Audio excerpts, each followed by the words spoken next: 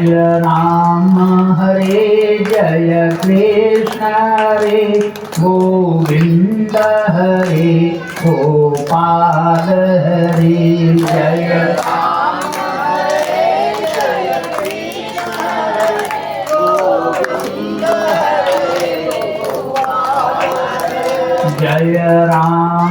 हरे जय कृष्ण हरे गोविंद हरे गोपाल हरे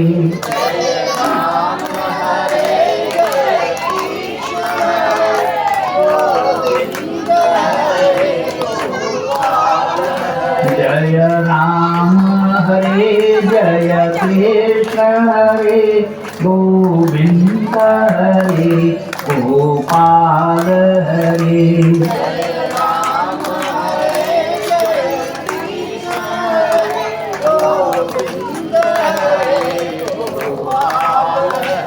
जय राम हरे जय कृष्ण हरे गोविंद हरे गोपाल हरे जय राम हरे जय कृष्ण हरे गोविंद हरे गोपाल हरे जय राम हरे जय कृष्ण हरे गोविंद हरे गोपाल हरे जय राम हरे जय कृष्ण हरे गोविंद हरे गोपाल हरे जय राम हरे जय कृष्ण हरे गोविंद हरे गोपाल हरे जय राम हरे जय कृष्ण हरे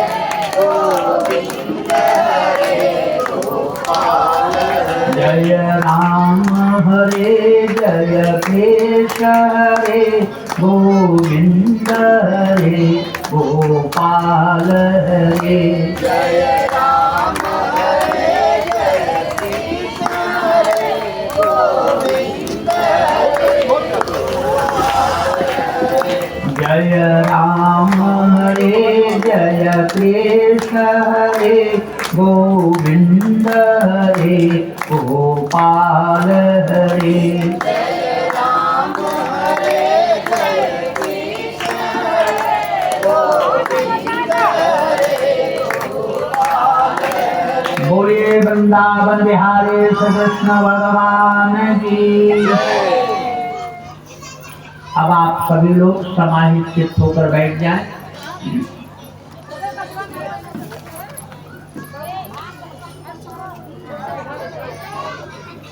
देखिए, कल तक आप लोगों को श्रीमद् भागवत महापुराण की कथा में बताते हुए यह बताया गया कि भगवान श्री कृष्ण का कल माता रुक्मिणी के साथ विवाह हुआ।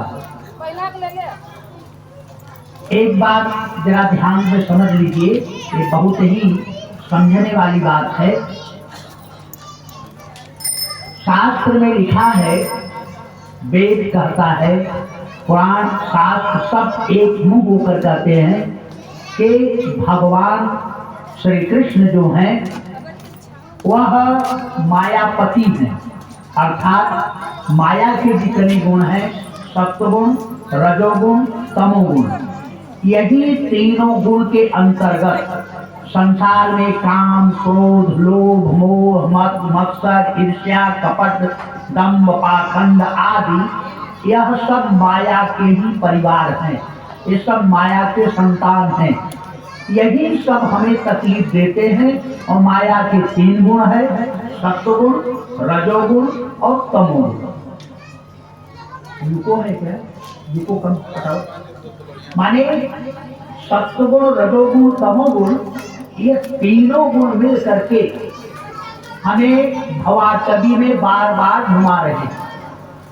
माने कहने का भाव यह है कि भगवान के लिए वेद कहता है, वेदाहमेतं पुरुषं महांतम आदित्य वर्णम तमसः परस्तात् विदामदेवं भुवनेशमिद्यं न तस्य कार्यं कारणं च विद्यते न तस्समस्याध्यधिकस्य दृश्यते स्वभावकी ज्ञान बल क्रिया च। वेद कहता है कि भगवान माया के स्वामी हैं और माया से परे हैं, अर्थात माया उनके सामने वैसे ही नहीं खड़ी हो पाती जैसे भगवान सूर्य के आते ही अंधकार का नामो निशान नहीं रह जाता। एक बार अंधकार ने कहा कि हम सूर्य से मुकाबला करेंगे, सूर्य से पूछेंगे कि आप जब आते हैं तो मेरा प्राकट्य क्यों नहीं होता। आज मैं सूर्य से पूछूंगा और जितनी बार यह अंधकार सूर्य के पास पूछने जाए, सूर्य के पास पहुंचने से पहले अपना अस्तित्व खो दे। ठीक उसी तरह से भगवान के सामने माया का कोई अस्तित्व नहीं है, अर्थात योसो निर्गुण इत्युक्तः शास्त्रेषु जगदीश्वरः प्राकृतेर्हेय संयुक्तै गुणैहीनत्वमुच्यते। पद्म पुराण। मैं आप लोगों को समझा रहा हूँ बार बार इसलिए कि आप लोगों की बुद्धि में ये बात अच्छी तरह से समझ में आ जाए कि जो भगवान एक रुक्मिणी से विवाह कर रहे हैं, ये रुक्मिणी से विवाह करना भगवान का एक लीला है। और इतने नहीं, 16,108 विवाह भगवान का होगा, यह सब भगवान की लीला है। क्योंकि भगवान शंकर को कहा गया है योगेश्वर। ध्यान से मेरी बात समझिएगा, भगवान शंकर हैं योगेश्वर, माने योगियों के ईश्वर। योगी कौन है?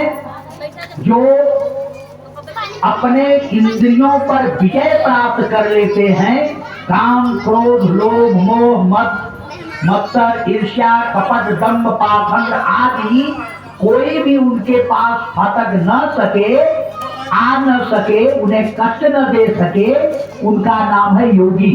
और उन योगियों के स्वामी है भगवान शंकर। भगवान शंकर को शास्त्रों में कहा गया है योगेश्वर।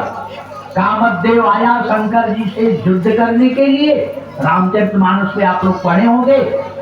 अब भगवान शंकर ने कुछ नहीं किया, केवल तीसरा नेत्र खोल दिया और तीसरा नेत्र खोलते ही कामदेव भस्म हो गया। कहने का भाव यह है कि कामदेव को तो भस्म कर दिया भगवान शंकर ने, लेकिन एक चीज उनके पास है और सदा रहेगा, वो है क्या? क्रोध। काम को भस्म कर दिए लेकिन क्रोध को नहीं भस्म कर पाए। माने क्यों? क्योंकि शंकर जी तमोगुण के स्वामी हैं, वो तमोगुण वाले हैं। ब्रह्मा रजोगुण वाले हैं और विष्णु सत्वगुण वाले हैं। ब्रह्मा विष्णु शंकर एक तीन के तीनों एक एक गुण के स्वामी है, परंतु भगवान श्री कृष्ण जो है ब्रह्मा विष्णु शंकर से परे है। ध्यान दीजिएगा, अक्सर हम लोग अपने अल्पज्ञता बस ज्ञान न रहने के नाते हम लोग यही बचपन से अपने माता पिता से सुनते चले आए हैं कि राम किसके अवतार हैं? हम लोग कहते हैं विष्णु भगवान के। कृष्ण किसके अवतार हैं? विष्णु भगवान के। यह हमें मालूम नहीं है कि विष्णु और राम में जमीन आसमान का अंतर है। भगवान राम और भगवान कृष्ण दोनों एक हैं। श्री कृष्ण से या श्री राम से अनंत ब्रह्मा विष्णु शंकर होते हैं, न कि विष्णु के अवतार भगवान राम है। ध्यान से बात समझ लीजिए। वेद में एक मंत्र है, अस्य ब्रह्मांडस्य समन्ततः स्थितानि द्वादशानि अनंत कोटि ब्रह्मांडानि सौवर्णानि ज्वलन्ति चतुर्मुख पंचमुख षट्मुख सप्तमुख अष्टमुखावधि संख्याक्रमेण सहस्रावध मुखांतर नारायणांशैः हृदोगुणप्रधानैरेकैक सृष्टिकर्तभिः अधिष्ठितानि विष्णु महेश्वराख्यै नारायणांशैः। वेद कहता है कि भगवान श्री कृष्ण से अनंत ब्रह्मांडों के अनंत ब्रह्मा विष्णु शंकर उत्पन्न होते हैं। भगवान श्री कृष्ण के एक अंश है, उनका नाम है महाविष्णु। और महाविष्णु जब एक बार श्वास छोड़ते हैं तो अनंतानंत ब्रह्मांडों के अनंतानंत ब्रह्मा विष्णु शंकर अपने अपने ब्रह्मांड के सहित प्रकट होते हैं। और जब महाविष्णु श्वास अंदर को लेते हैं तो अनंतानंत ब्रह्मांडों के अनंतानंत ब्रह्मा विष्णु शंकर अपने अपने ब्रह्मांड के सहित समाप्त हो जाते हैं। तो जिस महाविष्णु के श्वास छोड़ने से, ये नहीं कि श्वास छोड़े हैं तो रोके हैं, ऐसा नहीं। सहज श्वास जैसे हम आप लेते हैं, हमारा आपका श्वास कैसा है, अच्छी तरह से पूरा छोड़ नहीं पाए अब तब तक लेने की जरूरत पड़ गई, और पूरा अच्छी तरह से ले भी नहीं पाए तब तक छोड़ने की जरूरत पड़ जाती है कोई ऐसा व्यक्ति जो ये पूरी तरह से सोचे मैं श्वास लिया अब छोड़ू, पूरा ले भी नहीं पाता, अंदर पहुंचा नहीं और तब तक छोड़ने की जरूरत पड़ती, और पूरा छोड़ भी नहीं पाता तब फिर लेने की जरूरत पड़ी। और महाविष्णु जो है श्री कृष्ण के करोड़वें भाग का एक अंश महाविष्णु है, जिनका यह लीला है कि वह एक बार श्वास छोड़े बाहर को, ध्यान दीजिएगा, ऐसे श्वास उनका बाहर गया तो सृष्टि जितने ब्रह्मांड है, ब्रह्मांड किसे कहते मैं आप लोगों को बताया था, भूलोक, भुवलोक, स्वलोक, महलोक, जनलोक, तपलोक, सत्यलोक, ये पृथ्वी से ऊपर 7 लोक हैं, और पृथ्वी के नीचे भी अतल, वितल, सुतल, तलातल, महातल, रतल और पाताल, 7 लोग ऊपर के और 7 लोग नीचे के मिलाकर के 14 लोगों का एक ब्रह्मांड है। और इसी ब्रह्मांड के समान अनंत कोटि ब्रह्मांड है, एक दो नहीं, और हर ब्रह्मांड में एक ब्रह्मा, एक विष्णु, एक शंकर। फिर इसी तरह से दूसरे ब्रह्मांड में एक ब्रह्मा, एक विष्णु, एक शंकर, तीसरे ब्रह्मांड में एक ब्रह्मा, एक विष्णु, एक शंकर। इसी तरह से जितने ब्रह्मांड हैं, हर ब्रह्मांड में एक ब्रह्मा, एक विष्णु, एक शंकर। तो जब अनंत ब्रह्मांड है तो अनंत ब्रह्मा विष्णु शंकर हो गए, और अनंत ब्रह्मा विष्णु शंकर को उत्पन्न करने वाले जो महाविष्णु है या श्री कृष्ण के क्या है, एक अंश है।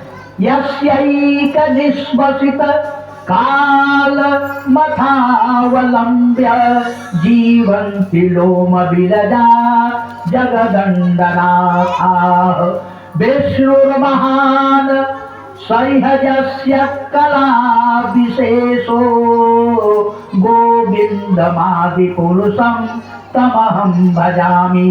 ब्रह्म संगीता। यस्यैक निष्वसित, जिस महाविष्णु के निष्वसित माने निकलने वाले एक श्वास के बराबर ब्रह्मा की आयु होती है। और ब्रह्मा की आयु कितनी है मैं आप लोगों को बताया था, आज फिर से सुन लीजिए। सतयुग, त्रेता, द्वापर, कलयुग 4 युग होते हैं। कलयुग की आयु है, जिस कलयुग में हम हैं, इस कलयुग की आयु है पूरा 4,32,000 वर्ष। कलयुग का तुलना है 8,64,000 वर्ष द्वापर की आयु। कलयुग का तुलना है 12,96,000 वर्ष त्रेता की आयु। अब कलयुग का चौगुना है 17,28,000 वर्ष सतयुग की आयु। सतयुग की आयु 17,28,000 वर्ष, त्रेता की आयु 12,96,000 वर्ष, द्वापर की आयु 8,64,000 वर्ष एवं कलयुग की आयु 4,32,000 वर्ष। ये चारों युग जब एक बार बीतते हैं तो 43,20,000 वर्ष का एक चतुर्युग। फिर इसी तरह से सतयुग, त्रेता, द्वापर, कलयुग 43,20,000 वर्ष का दूसरा चतुर्युग। फिर सतयुग, त्रेता, द्वापर, कलयुग 43,20,000 का तीसरा, चौथा, पांचवा, फिर 100, फिर 200, 500, 600, 700, 800, 900, 999, फिर 1,000 जब बीता तो ब्रह्मा का एक दिन बीता। और इतनी ही बड़ी ब्रह्मा की रात्रि है। गीता में भगवान ने कहा सहस्र युग पर्यंतम महर्यत ब्राह्मणो विदुः रात्र सहस्रांता तेहो रात्र विदो जना। गीता 8वें अध्याय का 17वां श्लोक। यह श्लोक क्या कह रहा है, भगवान क्या कह रहे हैं? कहते हैं कि 1,000 चतुर्युग तक ब्रह्मा का एक दिन, और इसी तरह से 1,000 चतुर्युग बीतेगा तो ब्रह्मा की रात्रि, उतने दिन तक जल प्रलय रहता है। तो अब ब्रह्मा का दिन रात्रि मिलाकर कितना हुआ? एक दिन। इस एक दिन का है एक कल्प।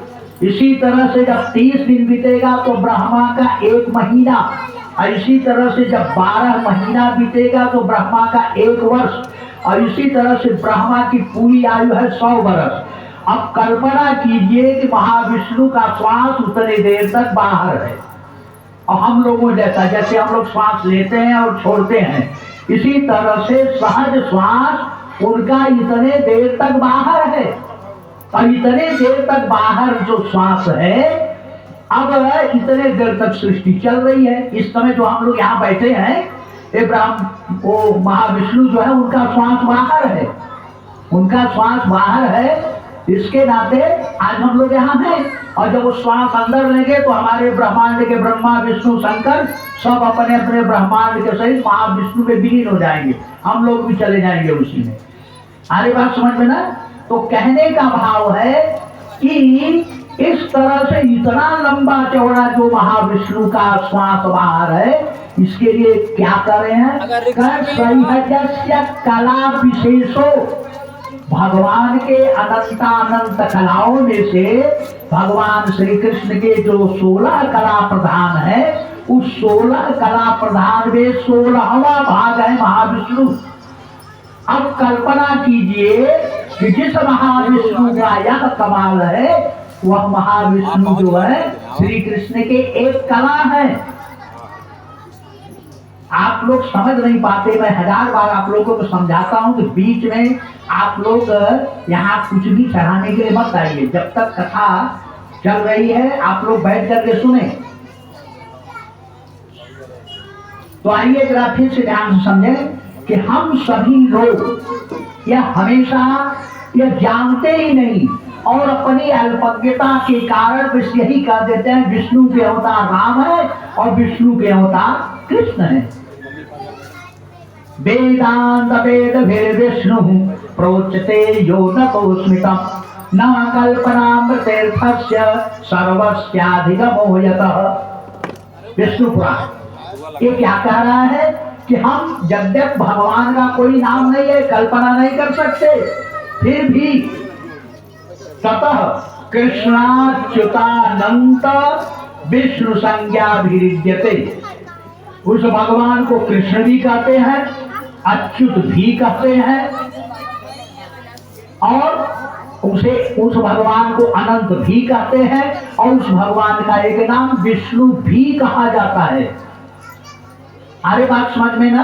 तो हमारे कहने का भाव है कि जो अक्सर हम लोग ये बोल देते हैं विष्णु के अवतार राम हैं, विष्णु के अवतार कृष्ण हैं, ये भ्रम अपने दिमाग से निकाल दीजिए। बचपन से ये भ्रम हम लोगों को लग चुका है, तो एक कथा सुनने के बाद ये भ्रम निकालिए, क्योंकि विष्णु एक ब्रह्मांड के स्वामी हैं। जो जिस ब्रह्मांड में हम हैं, जरा ध्यान से रामायण का सुन लीजिए। जब मनु शत्रुपा तपस्या कर रहे हैं तो क्या कर रहे हैं? आप लोग तो रामायण खूब पढ़ते होंगे, और नहीं तो फिर पढ़ लीजिएगा 143वां दोहा बालकांड, 143वें दोहा बालकांड में आप लोग जाकर देखिएगा, उसमें क्या कह रहे हैं जरा सुन लीजिए। द्वादश अक्षर मंत्र पुनि जपहि सहित अनुराग, वासुदेव पद पंकरुह दंपति मनयति लाग। माने मनु और शत्रुपा किसकी तपस्या कर रहे हैं? वासुदेव, जो कण कण में वास करते हैं उस वासुदेव की। द्वादश अक्षर ओम नमो भगवते वासुदेवाय, इस 12 अक्षर मंत्र का जप कर रहे हैं। फिर करहियाहार साक फल कंदा, सुमिरहि ब्रह्म सच्चिदानंदा। किसका स्मरण कर रहे हैं? सच्चिदानंद। ध्यान से मेरी बात, इस सब पॉइंट याद करते चलिए। फिर पुनि हरि हेतु करन तपल आगे, सच्चिदानंद भी वही है, हरि भी वही है, वासुदेव भी वही है।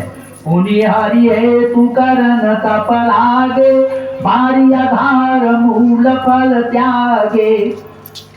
ये सब वर्णन जो आप सुन रहे हैं, अब जब उस जिस ब्रह्मांड में वो तपस्या कर रहे थे मनु शत्रुपा, उस ब्रह्मांड के ब्रह्मा विष्णु शंकर एक तीनों गए मिलने के लिए, और जबकि वो पहले ही मनु शत्रुपा क्या कह रहे हैं जरा इसको भी सुन लीजिए। शंभु विरंचित विष्णु भगवाना यही जासु अंश ते नाना। ऐसे वो प्रभु सेवक बस यही, और भगत है तू लीला तनु गई। और जो यह वचन सत्य सुखी भाखा, अतो हमार पूजहि अविलाखा। अब क्या कर रहे हैं यहाँ पर, जरा इस बात को बड़े बुद्धिमानी से सुनिए। शंभु माने शंकर, विरंच माने ब्रह्मा, विष्णु भगवाना, ध्यान दीजिए ये ब्रह्मा विष्णु शंकर तीनों भगवान कहलाते हैं। शंभु विरंच विष्णु भगवाना का उपजा ही, ये उत्पन्न होते हैं। उपजा ही जासु अर्थात राम के अंश जो है महाविष्णु से अनंत, जासु माने राम के, अंश माने महाविष्णु से, नाना एक दो नहीं, अनंत ब्रह्मा विष्णु शंकर उत्पन्न होते हैं। ये मनु शत्रुपा पहले ही कह चुके हैं, लेकिन उस ब्रह्मांड के क्या हुआ, उस ब्रह्मांड के ब्रह्मा विष्णु शंकर ने देखा इतना कठिन तपस्या, तो विधि हरिहर तप देखी अपारा, अमनु समीप आए उबारा। ब्रह्मा विष्णु शंकर विधि हरिहर, विधि माने ब्रह्मा, हरि माने विष्णु, हर माने शंकर, विधि हरिहर तप देखी अपारा, अमनु समीप आए बहुबारा, अनेक बार आए। और महागहुबर बहुभांति लुभाए, बर मांग लो, लेकिन परम धीर नहीं चले वो चलाए। वो हिल डोल नहीं, क्या तो उनकी प्रतिज्ञा थी, देखिए वो नयन पाम पर सोई।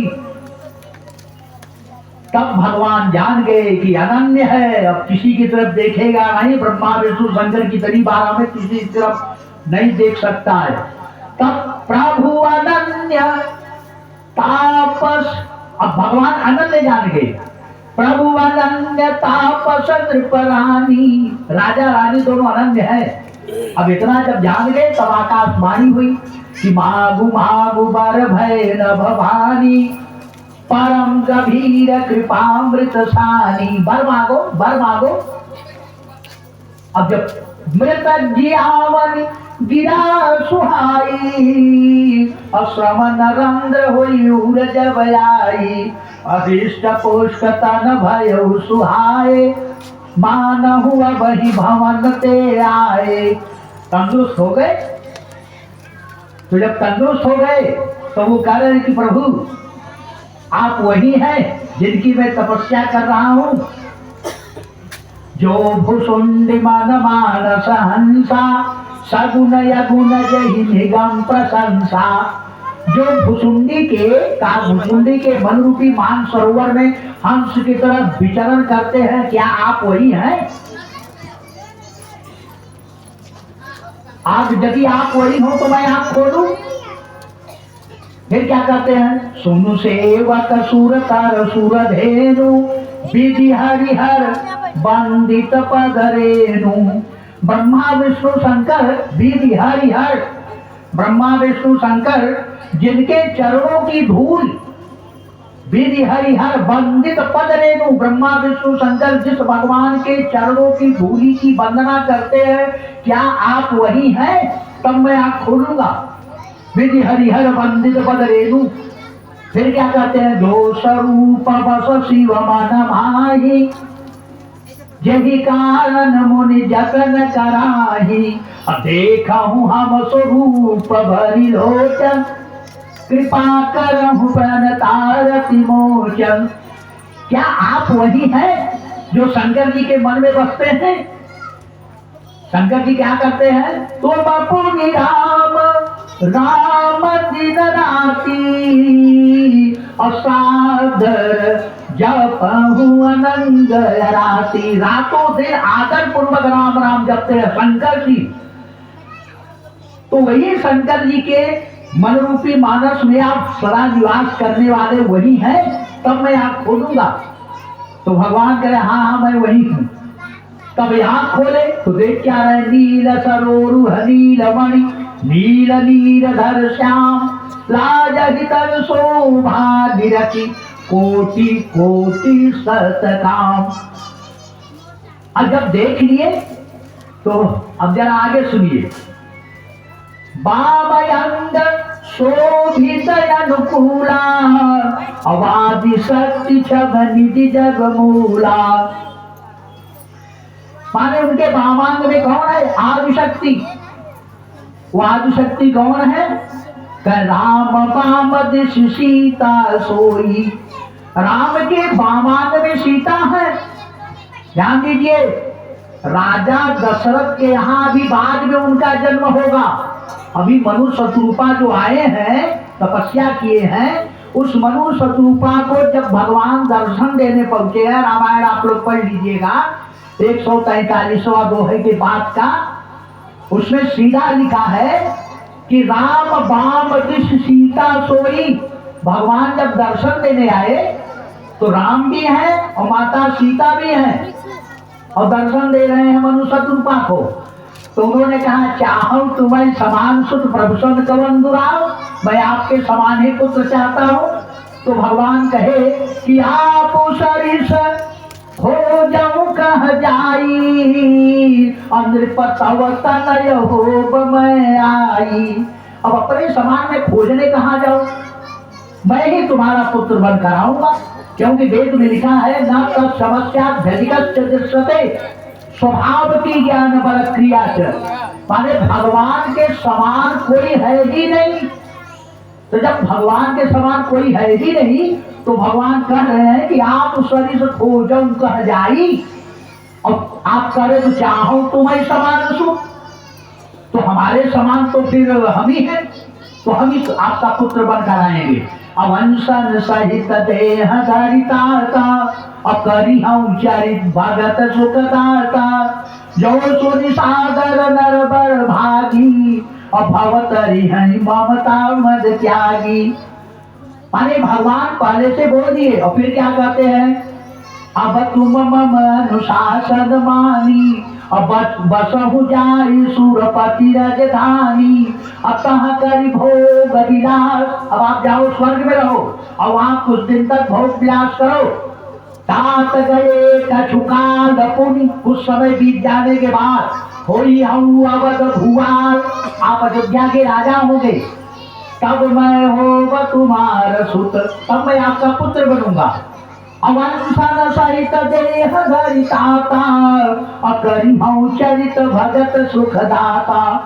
अंशन सहित माने राम, ध्यान से समझिएगा, भगवान राम तो स्वतः आएंगे अंशी, और उनके अंश कौन है? भरत, लक्ष्मण और शत्रुघ्न। ये किसके अंश हैं? एक भरत जी विष्णु के अंश हैं। विश्व भरत पोषण कर जोई, ताकर नाम भरत यश होई। विश्व का भरण पोषण कौन करता है? विष्णु। पालन करता विष्णु है ना, तो ही विष्णु के अंश से भरत के होंगे। जाके सुमिरन तेरी पुनासा, नाम शत्रुघ्न वेद प्रकाशा। जिस ब्रह्मा के मुख से चारों वेद प्रकाशित हुआ है, प्रकट हुआ है, वह ब्रह्मा जाके सुमिरन तेरी पुनासा, जिस शत्रुघ्न के सुमिरन से या जिस वेद के सुमिरन से काम क्रोध लोभ मोह मत मत्सर ईर्ष्या कपट दंभ पाखंड आज शत्रु का नाश हो जाता है। सब शत्रु है हमारे, भव रोग महागत मान यरी, ये सब शत्रु है, हरि है, शत्रु है हमारे, काम क्रोध। तो इन सब दोषों को दूर करने के लिए आप भवरोग महागत माने यदि, जल्दी से दर्शन करके बैठ जाइए। तो कहने का भाव यह है कि भवरोग महागत माने यदि, इसको समाप्त करने वाले ब्रह्मा है, वेद में जिसका वर्णन है। तो लक्षण धाम राम प्रिय सकल जगत आधार। सकल माने 11 रुद्र होते हैं, जिसमें एक रुद्र का नाम है अनंत, अनंत नाम है। और वो अनंत नाम जो सहस शीस यही समहिधर लखन सचराचर धनी। जो लक्ष्मण जी हैं वो कौन है? कहें जो सहस शीस यही समहिधर, इस पूरे ब्रह्मांड को अपने सिर पर धारण करते हैं, वही लक्ष्मण है। तो लक्षण राम राम प्रिय, और राम के परम प्रिय है। भगवान राम कहते हैं कि अगर कोई मुझे पाना चाहता है तो शिवद्रोही मम दास कहावा, असो नर सपने मोही न पावा। अगर यदि शंकर जी का द्रोह करे और भगवान राम का कोई दास कहावे तो भगवान कहते नहीं, मद भक्ता से ये भक्ता तेरे भक्त तमावता।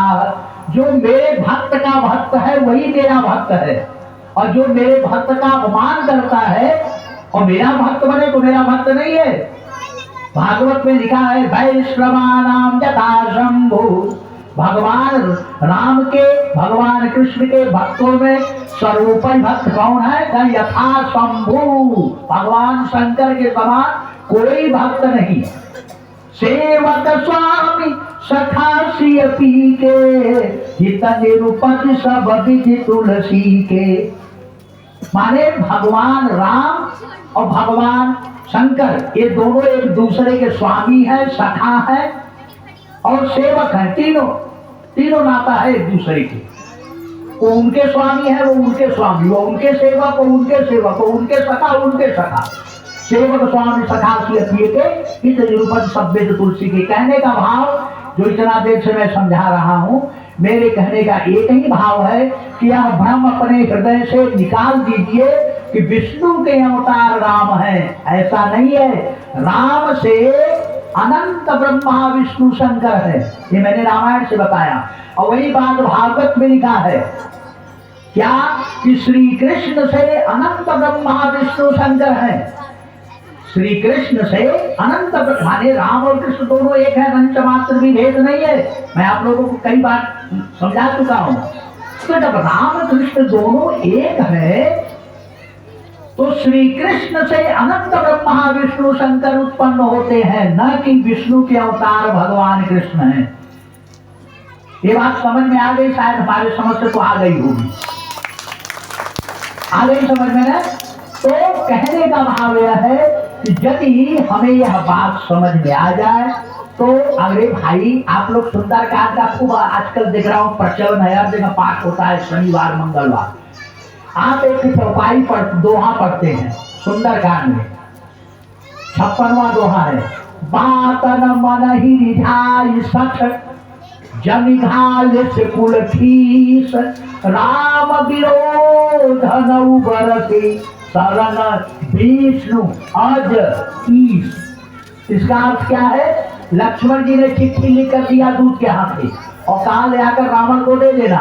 तो चिट्ठी में क्या लिखा है? बातन मन ही रिझाई सठ। अरे मूर्ख रावण, अपने मन को बातों से संतुष्ट मत कर।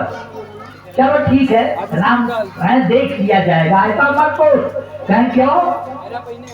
कहें राम विरोध न उबरसी, राम से विरोध करने पर तेरा कल्याण नहीं होगा। कहें शरण विष्णु आज ईश, विष्णु के शरण में जाएगा ना, विष्णु भी तेरा कुछ नहीं कर सकेंगे, तुम्हें बचा नहीं पाएंगे। शंकर की शरण में जाएगा वो भी नहीं बचा पाएंगे। शरण विष्णु आज माने ब्रह्मा के शरण में जाएगा वो भी नहीं बचाएंगे। ईश माने शंकर के शरण में जाओगे वो भी नहीं बचाएंगे। अगर यदि विष्णु के अवतार राम रहे होते तब तो ये कहना पड़ता नहीं। अगर यदि विष्णु के शरण में चल जाओगे तो क्योंकि विष्णु के अवतार राम को बचा लेंगे, लेकिन नहीं, विष्णु के अवतार राम नहीं है। अरे हनुमान जी जब देखे भगवान राम को पहली बार ऋषिमुख पर्वत से उतर कर ब्राह्मण के वेश में आए तो कहते हैं कि तुम कीन देव को नर नारायण की तुम दो। तीन देव माने ब्रह्मा विष्णु शंकर में से कोई तो नहीं है आप, या आप नर नारायण तो नहीं है। फिर कहते हैं कि तुम अखिल भुवन पति लीन मनुज अवतार, आप अखिल भुवन पति है। आप समझ गया? सारी बात समझ में? जब रावण के यहाँ गए हनुमान जी तो वहां क्या कर रहे हैं? सुनु रावण ब्रह्मांड निकाया, रचयिता सुबर विरचित माया। ये पूरे ब्रह्मांड की रचना माया जिसके बल को पाकर करती है, जाबल शीस धरत सहसानन, अंडकोश समेत गिरि कानन, जाके बल बिरंची हरीसा, जाके बल बिरंची माने ब्रह्मा, हरि विष्णु, आज ईसा, ब्रह्मा विष्णु शंकर जो भगवान कहलाते हैं, कहे ये सब, कहे क्या, पालक हरत माने पालन करते हैं, जन्म देते हैं और संहार करते हैं, ये सब जिसके बल से, अर्थात जिस भगवान राम के बल से। अब तो समझ में आ रहा था कि राम के अवतार ब्रह्मा विष्णु शंकर है, न कि विष्णु के अवतार राम है। और हम लोग बस यही समझते हैं कि विष्णु के भगवान के अवतार राम है, क्योंकि बचपन में हमारे माँ बाप ने यही बताया और समाज में भी सबके माँ बाप ने यही बताया था, कौन है, विष्णु भगवान के अवतार है। अरे भगवान राम का एक नाम विष्णु है, भगवान राम का प्रारंभिक नाम ही विष्णु है। यस्याद विश्वमिदं सर्वं यस्य सत्या महात्मनः, कहे जिसकी शक्ति से सारे संसार का सृजन होता है, जिसकी शक्ति से सारे संसार का पालन होता है, कर विष धातु प्रवेशनाथ, विष धातु का अर्थ होता है, विष धातु से विष्णु शब्द बना है व्याकरण के अनुसार, तो विष धातु का अर्थ होता है जो कण कण में समाया हो, उसका नाम है विष्णु। अरे बात समझ में, तो विष्णु भगवान राम का एक नाम है। भुज बल विश्वर जितब तुम जहिया, अधारी है विष्णु मनुज तनु तहिया। ध्यान दीजिए, विष्णु एक अकेले जब विष्णु आवे तो राम के लिए, अकेले विष्णु आवे तो कृष्ण के लिए, और जब ब्रह्मा विष्णु शंकर तीनों साथ में आवे तो ब्रह्मांड वाले ब्रह्मा विष्णु शंकर का वर्णन जान जाइए। तो कहने का भाव यह है कि ये भ्रम दिमाग से निकाल दीजिए। कृष्ण और राम दोनों एक हैं, राम और कृष्ण से अनंत ब्रह्मा विष्णु शंकर हैं, न कि विष्णु के अवतार राम है और न ही विष्णु के अवतार कृष्ण है। ये बात समझ में आ गई। चलिए अब आगे चले। तो वही भगवान जो समस्त माया के स्वामी है, कितने अच्छा एक चीज और समझ लीजिए, ये भी बड़ा भ्रम करता है। क्या अक्सर हम लोग कहते हैं भगवान, अब भगवान तो ढेर सारे हैं, गणेश भगवान, सूर्य भगवान, यम भगवान, विष्णु भगवान, शंकर भगवान, ब्रह्मा भगवान, अनेक भगवान हैं हमारे यहाँ। तो जब इतने भगवान है, भगवान तो कोई एक होंगे, ढेर सारे भगवान तो होंगे नहीं। अगर ढेर सारे अगर भगवान हो गए तो कोई भगवान कुछ करेगा, कोई भगवान कुछ करेगा, सब गड़बड़ सड़बड़ हो जाएगा। भगवान शासक तो एक होगा, एक ही का शासन चलेगा। तो आइए जरा इसको जल्दी जल्दी समझ लें, तब हम कथा में चले। ये बताना आवश्यक है, इसलिए मैं बता रहा हूँ। कथा कम होगा चलेगा, लेकिन सब तैयार जाने रहेंगे तो ठीक ठाक रहेगा। ये केंद्र सरकार है, ये ठीक ठाक रहेगा। तो जरा ध्यान से समझिए कि विष्णु के अवतार राम और कृष्ण नहीं है। विष्णु के अवतार अगर राम कृष्ण होते, मैं आपको बार बार समझा रहा हूं कि विष्णु के अवतार राम और कृष्ण नहीं है, बल्कि कृष्ण से। अब यहाँ भगवान ढेर सारे विवाह कर रहे हैं, गोपियों के साथ रासलीला किए। कल मैं अपनी संक्षिप्त कथा सुनाया क्योंकि समय अभाव था। पूरी कथा जिस तरह से हमें सुनाना चाहिए और जिस तरह से सुनना चाहिए, कम से कम एक बार में 6 घंटे तक अगर हम सुनावे तो कुछ हद तक कथा सुना पावे, क्योंकि हमारा विस्तार उसमें चलने लगता है। मैं प्रयास करता हूँ कि विस्तार में न जाऊँ, लेकिन चला जाता हूँ। तो इसलिए माने भगवान विवाह की, एक विवाह के इसी पर मैं ये बताना समझाना चाहा कि विवाह माने एक भगवान की लीला है, जिसकी कृपा को प्राप्त करके उनके भक्त लोग काम क्रोध लोभ मोह मद मत्सर ईर्ष्या कपट दंभ पाखंड आदि पर विजय प्राप्त कर लेते हैं। माने काम क्रोध उनके ऊपर किसी प्रकार का अटैक नहीं कर पाता, उनके भक्तों के ऊपर ही, जिसके नाम में इतनी शक्ति है कि उनके नाम का स्मरण कर दो, काम क्रोध सब भाग जाए, है अपने बस में हो जाए, वो अंतर बन जाए, सेवक बन जाए। वो भगवान रास लीला कर रहे हैं। राजा परीक्षित ने सुखदेव जी से यही प्रश्न किया कि प्रभु, भगवान श्री कृष्ण वह संसार में आए हैं धर्म की स्थापना करने के लिए, और धर्म के रक्षक भी है, धर्म को बनाने वाले भी हैं, और वही परदाराभिमर्शनम, वो पराई स्त्रियों के साथ रमण कर रही, ये कैसे संभव है?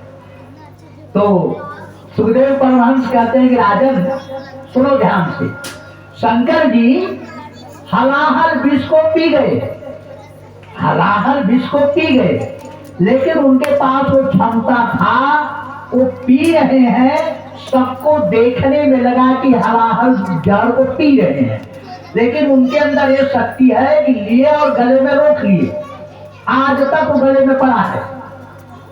अगर उन्हें कोई भक्त चढ़ा रहा है कुछ खाने के लिए और सोचे बड़ा भाव से दे रहा तो खा लूं, वो खा लिए, लेकिन जहर जहां है, हलाहल भी दूसरी जगह है, वो नहीं जाएगा अंदर।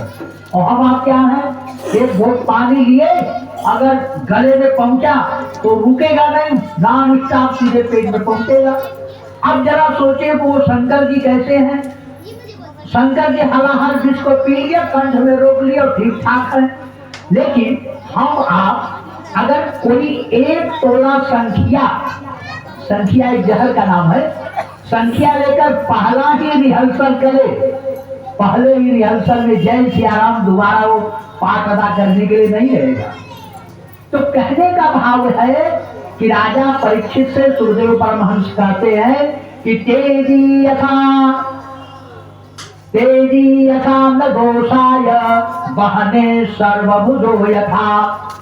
जैसे अग्नि है, हाँ, अग्नि में आप गंदी वस्तु डाल दो तब भी वो अपना रूप दे देगा, अच्छी वस्तु हवन सामग्री डाल दो उसे भी अपना रूप दे देगा। आग में कोई जानबूझ करके कूद जाए उसे भी जलाएगा, अनजान में गिर जाए तब भी आग जलाएगा। अमृत जानबूझ करके कोई पी ले तभी अमर करेगा, और राक्षस राहु भी धोखे से पी लिया और अंदर गया तो उसे भी अमर कर दिया। अमृत अपना काम करेगा, अग्नि अपना कार्य करेगा। जैसे गंगा जी का पानी, गंगा जी बह रही है, उसमें नाला देख रहे हैं आंखों से, बड़े बड़े साधु संत महात्मा ज्ञानी विज्ञानी इधर ही क्या रहा, और वही बगल में केशवाय नमः नारायणाय नमः माधवाय नमः करके आचमन कर रहे हैं, नहा रहे हैं। क्यों? ये गंगा जी में मिल गया तो जितना गंदा पानी है सब गंगा जी बन गया। और तस्याह जले कीटाणु जायन्ते, इतने गंदा पानी आ रहे हैं, फिर भी गंगा जल को लेकर हजारों साल तक रख दीजिए बाटल में, उसमें कीटाणु पैदा नहीं होंगे। वैज्ञानिक शोध करते करते उनकी सारी मशीनें फेल हो गई कि क्या इसमें है, कौन सा ऐसा तत्व है कि इसमें कीटाणु नहीं पड़ते। और बाकी जलों को इतना वो क्या क्या आजकल के यंत्र हैं बनाते हैं और बंद रख दिए बाटल में, 6 महीने बाद 3 महीने बाद वो एक्सपायर हो गया, उसमें कीटाणु पड़ गए। जबकि इतना साफ सुथ करके उसमें भरते हैं, ये क्या करते हैं हमको कहने नहीं आ रहा है, आप लोग जानते होंगे। तो कहने का भाव यह है कि ये गंगा जी दोषकारी नहीं है। ठीक उसी तरह से भगवान जो रास लीला किए, ये 2 शब्दों से बना है, रास और लीला। रास का क्या अर्थ है? रसो वैसह रसग्वं हेवायम लब्ध्वा नंदी भवति। रस माने आनंद, रसो वैसह, भगवान ही आनंद है। रसो वैसह रसग्वं हेवायम, भगवान ही रस है माने आनंद है, और उस आनंद स्वरूप भगवान को पा करके ही कोई आनंदी हो सकता है। तो जब भगवान को पा करके ही कोई आनंदी हो सकता है, वो आनंद स्वरूप है। जब वो आनंद स्वरूप है तो उस आनंद स्वरूप परमात्मा को पाने से ही कोई आनंद होगा। तो रास का अर्थ क्या हुआ? रसो वैसा, रास माने जो रस का समुद्र हो। और लीला का मतलब नकली। मैंने आप लोगों को बताया लीला किसे कहते हैं? नकली का। जैसे एक बहुत बड़ा नामी पहलवान हो, बहुत बड़ा नामी, अपने 2 साल के या 4 साल के बच्चे से कुश्ती लड़े, पूरे महाराष्ट्र में आप पूरे भारत का हिंद केसरी बन चुका है, सर्टिफिकेट मिल गया है, और उसके बाद अपने बच्चे से लड़ करके 2 साल के बच्चे से पटका जाए, और बच्चा बड़ा खुश हो गया कि मैं तो पटक दिया। तो क्या वो सचमुच पटका गया? और जानबूझ करके पटकाया, अर्थात तो लीला कर रहा है। वो लीला कर रहा है, नकली कार्य कर रहा है। तो जो भगवान कर रहे हैं वो लीला कर रहे हैं। अरे बात समझ में ना? तो भगवान जो सूर्य को, सूर्य भगवान, यम भगवान, ये सब भगवान हम कहते हैं, इनके परिभाषा है। क्या परिभाषा? जरा सुनिए ध्यान से। माने उत्पत्तिम प्रलयम चैव भूतानाम अगतिम गतिम वेत्ति विद्याम अविद्याम च सवाच्यो भगवान इति। भगवान की परिभाषा ये क्या है? कह उत्पत्ति। अक्सर हम लोग कभी कभी ऋषियों को भी भगवान की उपाधि दी है, जैसे वशिष्ठ भगवान, अत्रि भगवान, ये सब कहते हैं ना, च्यवन भगवान, ये सब भगवान की उपाधि है। व्यास भगवान, नारद भगवान, ये सब भगवान है। अच्छा, क्यों भगवान है? जरा ध्यान से समझिए। केवल वही भगवान ब्रह्मा विष्णु शंकर ही नहीं, सूर्य चंद्रमा ही नहीं, यम ही नहीं, वरुण ही नहीं, कुबेर ही नहीं, ये भी भगवान है। ऋषि मुनि भी। कैसे? जरा सुनिए। भगवान के अंदर 3 गुण जो होता है उसे भी भगवान कहते हैं। कौन कौन? उत्पत्ति। वो मुझे देखे बिना बताए जान गए कि इनका घर फला जगह है, इनके माता पिता फला है, इनके माता पिता नहीं है, इनके इतने भाई हैं, ये ऐसे हैं, इनका जन्म फला जगह हुआ है, इनकी मृत्यु फला जगह होगी और इस परिस्थिति में होगी। उत्पत्ति प्रलयम चैव। जो ईश्वर भगवान मुझे आपको सबको जान रहे हैं, कब मरेंगे, कहाँ मरेंगे, किस परिस्थिति में मरेंगे, कहाँ जन्म हुआ है, किसके बेटे हैं, माँ बाप कौन है, आदि आदि आदि सूर्य भगवान जानते हैं, यम भगवान जानते हैं, गणेश भगवान जानते हैं, विष्णु भगवान जानते हैं, ब्रह्मा भगवान जानते हैं, शंकर भगवान जानते हैं। इसलिए इन सबको भी भगवान कहा जाता है। उत्पत्ति प्रलयम चैव। इस उत्पत्ति भी जानते हो, मेरा जन्म कहाँ है, मेरी मृत्यु कहाँ होगी। और उत्पत्ति प्रलयम चैव भूतानाम अगतिम गतिम। समस्त प्राणियों के विषय वो जानते हैं। कौन नरक जाएगा, कौन स्वर्ग जाएगा, कौन वैकुंठ जाएगा, कौन 84 लाख में चक्कर काटेगा, वो मालूम है उनको। भूतानाम अगतिम गतिम। अब वेत्ति विद्याम अविद्याम च। जो यह जाने की विद्या माया से पीड़ित व्यक्ति है कि अविद्या माया से। ध्यान से मेरी बात समझिएगा। विद्या माया अर्थात यह भगवान की तरफ जा रहा है। विद्या माया भगवान की तरफ ले जाती। कल मैं आप लोगों को प्रवचन करके बताया था कि श्री कृष्ण के शरीर से एक दुर्गा प्रकट हुई। एक तस्मिन् तरे तत्र सहसा कृष्ण देवता आविर्बभूव दुर्गा सा विष्णु माया सनातनी। तो ये जो दुर्गा श्री कृष्ण के शरीर से प्रकट हुई, यदि दुर्गा श्री कृष्ण की तरफ ले जाती है, जिनका नाम है माने माया, लेकिन कौन सी माया? ये विद्या माया है। और उस दुर्गा जी के ललाट से दूसरी दुर्गा प्रकट हुई। दुर्गा ललाट संभूता रणे सुम्बनि सुम्बयो दुर्गा अर्धांश स्वरूपा सा गुणेन तेजसा समा। दुर्गा जी के ललाट से एक दूसरी दुर्गा प्रकट हुई जो शुंभ निशुंभ का मर्दन करने वाली है। अर्थात जिनका हम लोग नवरात्र में पाठ करते हैं, खूब अगरबत्ती धूप दीप ब्राह्मण को बुलाकर पूजा आदि करते कराते हैं, वो दुर्गा जो है शुंभ निशुंभ वाली। एक कौन है? यही तो परेशान करने वाली माया है। हाँ, यही दुर्गा जी जिसके हम कहते हैं जय अम्बे गौरी। यही अम्बे गौरी है। जो हमें घुमा रही हैं 84 लाख में। इसलिए इनके शरण में जाओगे, धन संपत्ति वैभव ऐश्वर्य मनोकामनाओं की पूर्ति ये दुर्गा देती हैं। और उस दुर्गा की शरण में जाएंगे तो श्री कृष्ण की भक्ति प्रदान करती हैं। अब आपकी इच्छा, चाहे इस दुर्गा के पास रहो, उस दुर्गा के पास रहो, स्वतंत्रता हमें भगवान ने दे रखी है। अरे बात समझ में? तो कहने का भाव यह है कि इन सबको भगवान क्यों कहा जाता है कि जो उत्पत्ति प्रत्येक प्राणी की उत्पत्ति और मृत्यु को जो जानता हो, किसकी गति होगी अगति होगी, कौन विद्या माया से प्रेरित है, कौन अविद्या माया से प्रेरित है, ये जो जानता हो उसे भी भगवान कहते हैं। अगर आप भी जान जाए तो आपको भी लोग भगवान कहेंगे, भगवान की उपाधि मिल जाएगी। वशिष्ठ जी ये जानते थे, इसलिए उनको भगवान कहा गया। वाल्मीकि रामायण में लिखा है, दशरथ जी ने कहा प्रभु गुरुदेव मैं सोचता हूँ कि राम का राज्याभिषेक हो जाए। वशिष्ठ जी ने कहा हाँ हाँ मैं भी सोच रहा हूँ कि हो जाए, लेकिन जब गर्भ होने दे तो ना। वशिष्ठ जी ने कहा, अर्थात उनको मालूम था कि बन जाने वाले हैं, वो जान रहे हैं, वो ये भी जान रहे कि भगवान है, सब कुछ जान रहे हैं, इसलिए वशिष्ठ को भगवान कहते हैं, अत्रि को भगवान, सब जानते हैं ये सब। मेरी बात समझ में आ रही ना? इन्हें भी भगवान कहा जाता है, लेकिन असली भगवान कौन है इसको भी समझ लीजिए। ऐश्वर्यम समग्रस्य धर्मस्य यशसः श्रियः ज्ञान वैराग्योश्चैव खष्णाम भव इति ऋणा।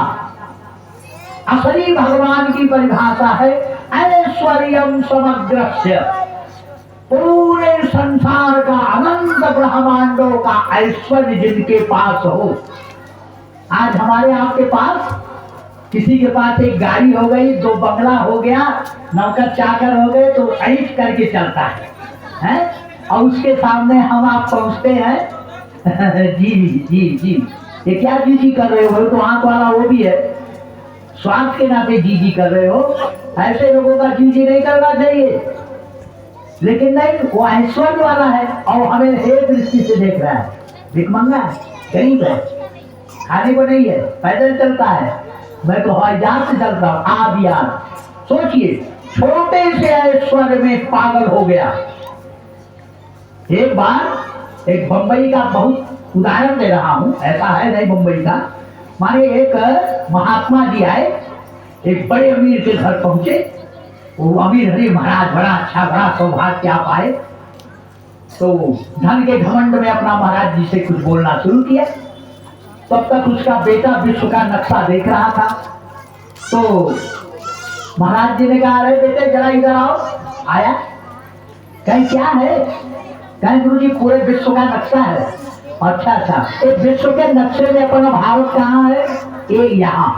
अच्छा, इसमें महाराष्ट्र कहाँ है? यहाँ। अच्छा अच्छा, और महाराष्ट्र में मुंबई कहाँ है? यहाँ। बेटा इस मुंबई में तुम्हारे जो पिताजी अभी बता रहे थे फैक्ट्री है, एक मिल है, वो है, ये है, दुनिया बता, वो कहाँ है? वो तो इसमें नहीं दिया है, वो नहीं दिया है। क्या नहीं? तो महात्मा जी ने पूछा, क्यों भाई, इतने बड़े आदमी हो, इतना धन संपत्ति है, और मुंबई में नक्शा में तुम्हारा नाम ही नहीं है कहीं कि तुम्हारी फैक्ट्री कहाँ है, और बनते हो इतने बड़े। अब जरा सोचिए कि जिसका अनंत ब्रह्मांड है वह कितना बड़ा ऐश्वर्यशाली होगा। एक छोटे मोटे साहब सुबह के यहाँ हम लोग जाते हैं, जी जी जी क्या एक्शन करते हैं, क्यों एक्शन कर रहे हो? मेरे कहने का भाव है, ये जो उनके पास ऐश्वर्य है, ऐश्वर्य एक क्षणभंगुर है, आज है कल समाप्त हो जाएगा, लेकिन भगवान के लिए क्या करे? ऐश्वर्यम समग्रस्य, अनंत ऐश्वर्य जिनके पास हो।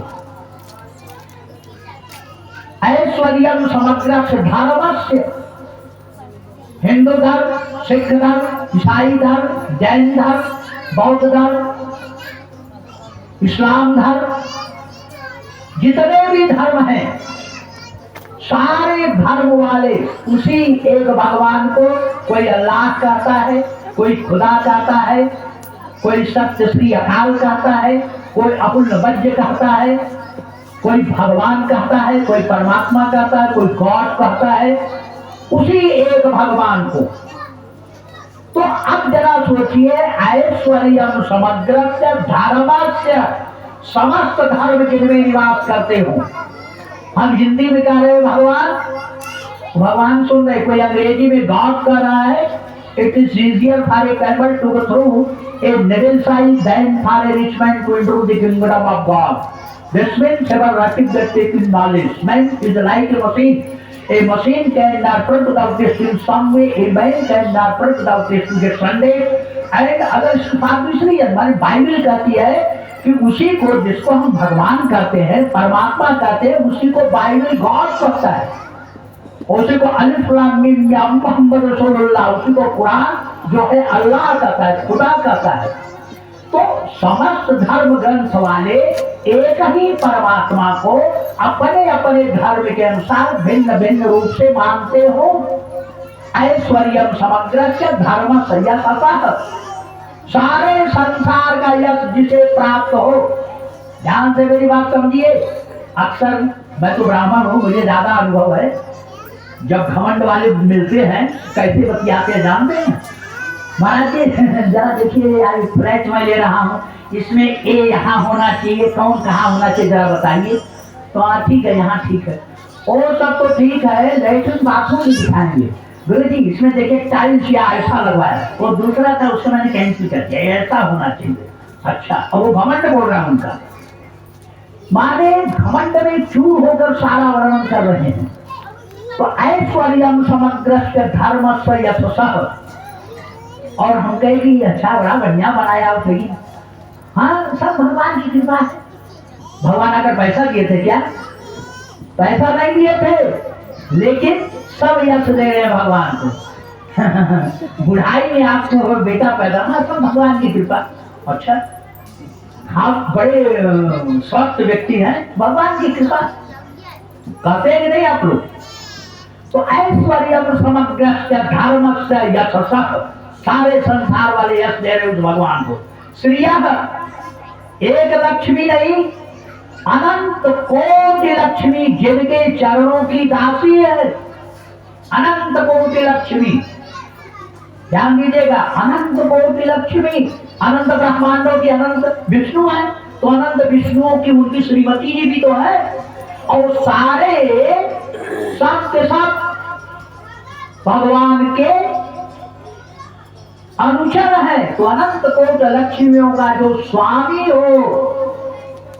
ऐश्वर्यम समग्रस्य धर्मस्य यशः श्रिय, श्रिय माने लक्ष्मी। ज्ञान, अनंत ज्ञान का भंडार जो वेद है उनके सहज श्वास से प्रकट हुआ।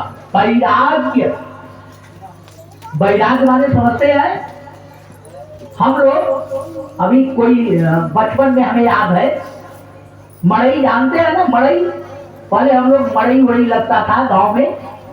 तो जब मड़ई बनने लगती थी तो जो फरकल्ला कुछ उसमें लकड़ी उकड़ी काम काजू रहे, उसको तुरंत रख लेते थे, इसको फिर से लगा दीजिए, उसको फिर से उसी में लगा देते थे। और भगवान इतना बड़ा अनंत ब्रह्मांड बनाए और इतने बड़े बैरागी है कि क्षण भर में मिटा दिए। है कोई ऐसा बैरागी? अभी कोई चीज हमारा नुकसान हो जाए तो हमें तकलीफ होगा ना। तो ऐश्वर्यम समग्रस्य धर्मस्य यशः श्रियः ज्ञान वैराग्योश्चैव, ये 6 गुण जिसमें हो क्या उसे भी भगवान कहते हैं, और वही वास्तविक भगवान है। आगे बात समझ में? अब आइए अब कथा की तरफ चलें। वही भगवान जिसके विषय में मैं इतना वर्णन किया, वह भगवान कल विवाह किए रुक्मिणी जी से, और आज विवाह कर रहे हैं। आगे आगे की आज कथा शुरू करें। अब एक दिन की बात है, द्वारिकापुरी में सत्राजीत नाम का एक यदुवंशी आया। और यदुवंशी आया तो वो अपने गले में एक आश्मंसक मणि धारण कर रखा था, और दूर से लगा कि सूर्य आ रहे हैं, इतना चमकता, इतना तेज। तो किसी ने कहा है भगवान सूर्य आ रहे हैं भगवान कृष्ण से मिलने के लिए, दर्शन के लिए। फिर बाद में जब और नजदीक आए तो लोग कह रहे तो 17 है। तो 17 जब मिला तो 17 को देख करके लोगों ने कहा कि ये जो मणि आपके पास है ये भगवान कृष्ण को दे दीजिए, ये आपको शोभा नहीं दे रहा है। उसने कहा विचित्र आदमी हो, मैं भगवान सूर्य से प्राप्त किया हूं, मैं इसको नहीं दूंगा, और लेकर चला गया। उस मणि की क्या विशेषता थी? जहां वह रहे वहां कभी अकाल न पड़े, जहां वह रहे सर्प आदि के भय नहीं रहता था। जहां वह अस्मंदन नाम की मणि थी, प्रतिदिन 8 भार जो है वह सोना उगलती थी वो मणि। 8 भार समझते हैं माने 20 तोला का 1 भार, और इसी तरह से 8 भार, 20 तोला का 1 भार। तो 20 तोला का माने 1 भार, और इसी तरह से 8 भार प्रतिदिन सोना हुआ निकले। अब हुआ क्या, 17 नहीं दिया, चला गया अपने घर। और प्रातः काल होते ही 17 का छोटा भाई था प्रसेनजीत, वह घोड़े पर चढ़ा और अस्मंतक बड़ी भाई का है पहन लिया। अरे कभी अपने भाई का लोग घड़ी पहन लेते हैं और कुछ, तो अस्मंतक बड़ी पहन लिया, घोड़े पर चढ़ कर चल दिया शिकार खेलने। जंगल में पहुंचा तो शेर उस घोड़े को प्रसेन को दोनों को मार करके वो मणि छीन लिया। इतना चमक था उस मणि में, वो ले लिया और लेकर के कुछ ही दूर आगे पहुंचा तो उस सिंह को जाम्बवान, ऋक्षराज जामुन, इस समय जाम्बवान नाम से है, उन्होंने मार करके वो मणि उन्होंने छीन ली और लेकर गुफा में गए। उनकी बेटी थी जिसका नाम बता जाम्बवती, जाम्बवती को खेलने के लिए दे दिया। अब जाम्बवती देख करके बड़ा प्रसन्न हो रही है, बड़ा अच्छी चीज है, खिलौना टाइप का। अब वो आप बैठ जाइए, बाद में आइएगा। श्री कृष्ण गोविंद हरे मुरारे, हे नाथ नारायण वासुदेव, श्री कृष्ण।